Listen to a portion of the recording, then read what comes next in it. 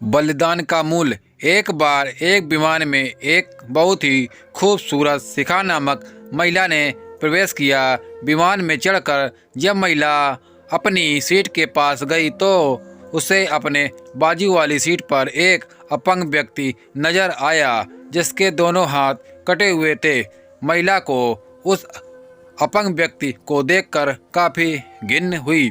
उसने आवाज़ देकर एयर होस्टेस को बुलाया और अपनी सीट बदलने के लिए आग्रह करने लगी।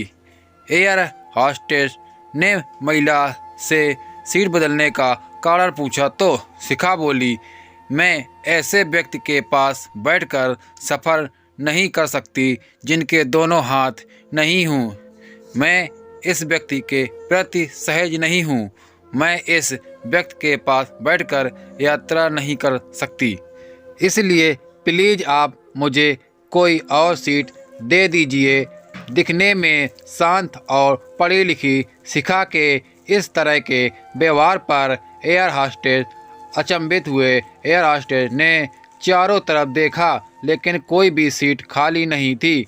एयर होस्टेस ने शिखा को कोई भी सीट खाली न होने को कहा और साथ में यह भी यात्रियों की असुविधा का उनका पहला कारण है, इसलिए वह कैप्टन से बात करके कुछ न कुछ हल जरूर निकालेगी। इतना कहकर एयर होस्टेस कैप्टन के पास चली गई। कुछ देर बाद एयर होस्टेस वापस आई और शिखा से बोली, मैडम आपको हुई असुविधा के लिए मैं आपसे माफ़ी चाहती हूँ, लेकिन फ़िलहाल इस पूरे विमान में एक ही सीट खाली है जो कि बिजनेस क्लास की है। जैसे कि मैंने आपको बताया कि हमारी कंपनी का प्रथम उद्देश्य यात्रियों की सुविधा का ख्याल रखना है, इसलिए हम हमारी कंपनी के इतिहास में पहली बार किसी इकोनॉमी क्लास के यात्री को बिजनेस क्लास में बैठाने जा रहे हैं।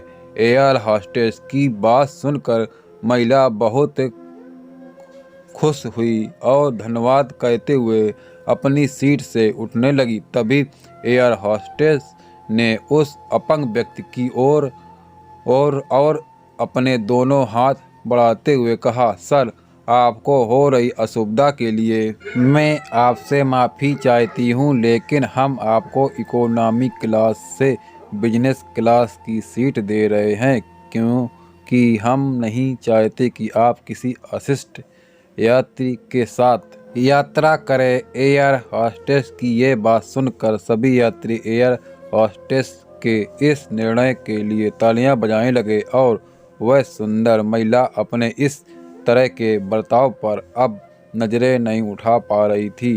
तभी वह व्यक्ति अपनी सीट से उठा और बोला, मैं एक भूतपूर्व सैनिक हूँ। कश्मीर में हुए एक मिशन के दौरान मैंने अपने दोनों हाथ खो दिए, लेकिन मुझे हमेशा खुद पर देश के लिए दिए इस बलिदान पर गर्व होता है। आज जब महिला यात्री की ये बात मैंने सुनी तो मैंने सोचा कि मैंने भी किन लोगों के लिए अपनी जान जोखिम में डाली और अपने हाथ खो दिए, लेकिन जब आप सभी के व्यवहार और सोच को देखा तो मुझे आप खुद पर गर्व महसूस हुआ। इतना कहकर वह यात्री बिजनेस क्लास में चला गया और वह महिला शर्म से पानी पानी हो गई। दोस्तों ये कहानी कैसी लगी? कहानी पसंद आए तो वीडियो को लाइक करें, चैनल सब्सक्राइब करें।